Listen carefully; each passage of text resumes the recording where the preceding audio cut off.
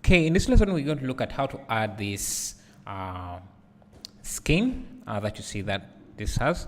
So every object has object properties, and every mesh, every curve has different, even lamps have different object properties. So the curve has its own properties. So if you go to the properties panel, you can see that we have this curve icon here, and this is where you find the curve properties or settings. So if we select a mesh, you can see under the mesh properties, you can see the different mesh settings. So if we see, maybe if we add say a text, you can see we have the text properties or settings are there. If we add say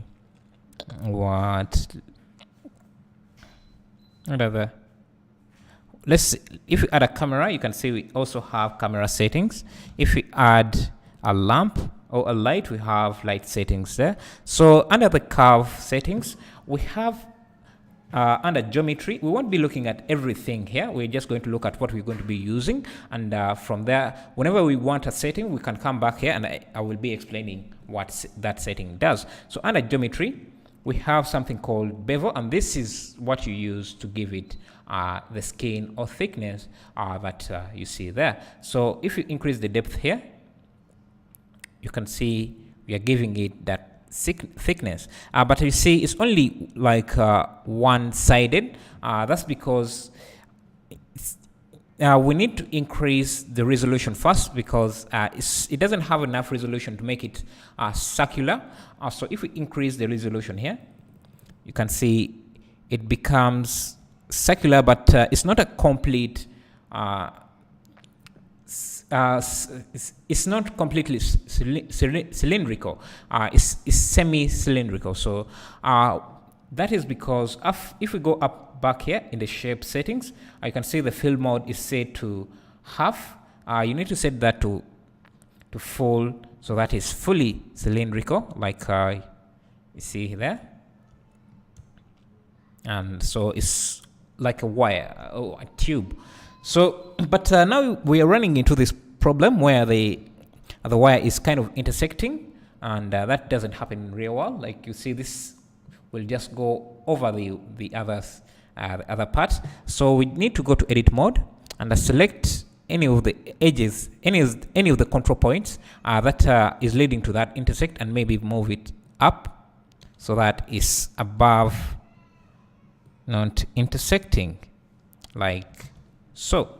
And if the thickness here is a bit wide, we can come back to the bevel and reduce that down. So if you hold down Control, you'll be editing the value. If you hold down Shift, you can slowly increment the size. If you don't hold down that, it will just go really fast. So just hold down Shift to slowly increment on the size a bit.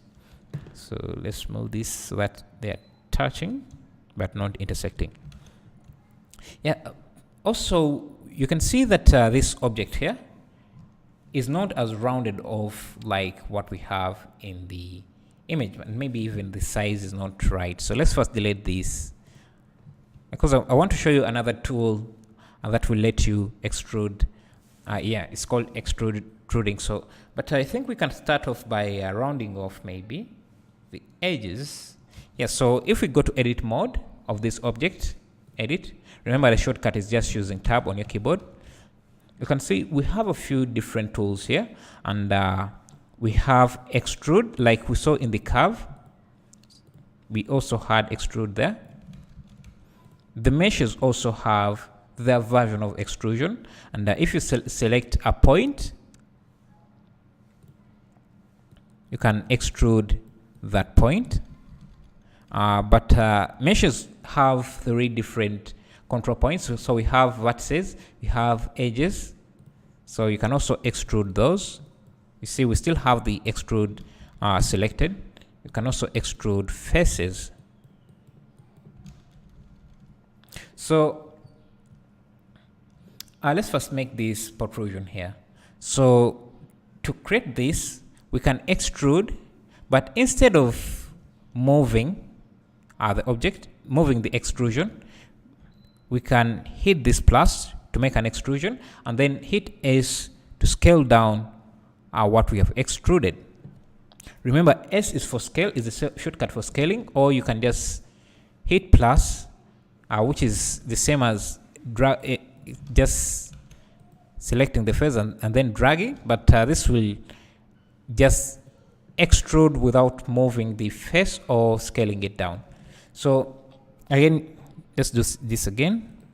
Hit plus and then select the scale tool and then scale this in this plane, or maybe scale this around something like that, and then just like that.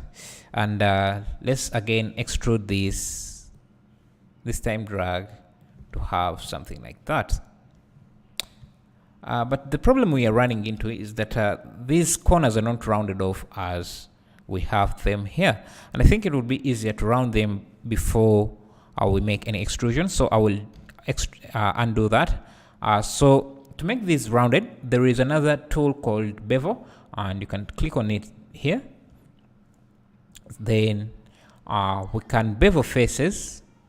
We can basically bevel anything. We can bevel edges, we can bevel faces, we can bevel edges. But what we want to bevel is these edges here, so that they are rounded off. So if we select an edge like this, make sure we are in edge mode, select the bevel tool, drag, you can see it's kind of rounding off that edge. I think we still, because we extruded a few times, we still have a face here that was extruded. You just need to select this face. Yeah, we have a few faces here that were not related. So let's undo this. And I guess I can show you another tool here. So we have this. So let's delete these vertices. So you can also, when you hit X, you can delete, in edit mode, you can delete vertices, you can delete edges, you can delete faces, you can delete a lot of things. So let's delete vertices so that everything connected to those vertices is deleted. And let's see, now we are left with this gap. So how do we fill this gap? So if you select an edge and an edge, you can right click and you'll get this edge context menu. That gives you different options you can do with edges. You can extrude them, you can bevel them, you can braid them, and this is the option we want. So every option you see here, you have a setting. You have a setting for it here. I think this is not what we want. You have a setting for it here. So we want to select an edge. Let me make sure I'm in selection mode. Select an edge, right click and bridge that edge. That is a way of filling that edge so that it becomes, those two edges to become a single face. So now we can select these edges and use the bevel tool to bevel that, to round them, to round those corners. But you see, when we did that, we got this pop-up box, and that gives us the bevel settings. So we can change the amount, the segments. This will increase the resolution to make those more rounded, the profile, and different settings here that we are not going to look at right now. So yeah, that's what we have. So let's do that. Increase and then increase the segments so that they are rounded like that. And now we can select this face here, then extrude, but don't do anything, and then scale down. You can see those are quite a lot of steps, but there are easier ways to do that. So instead of extruding and scaling down, we have this other option here, tool here called inset faces. So it does the same thing. So if you select a face, you can just drag to do the exact thing that we did in a few steps here, but just in one single step. And now we can extrude but let's just extrude that in one axis like that.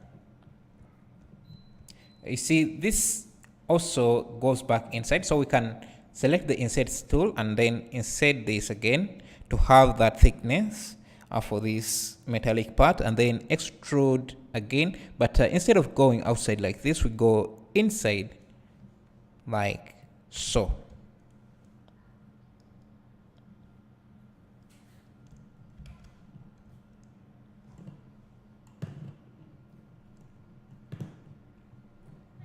So you can see the back side here also has that part.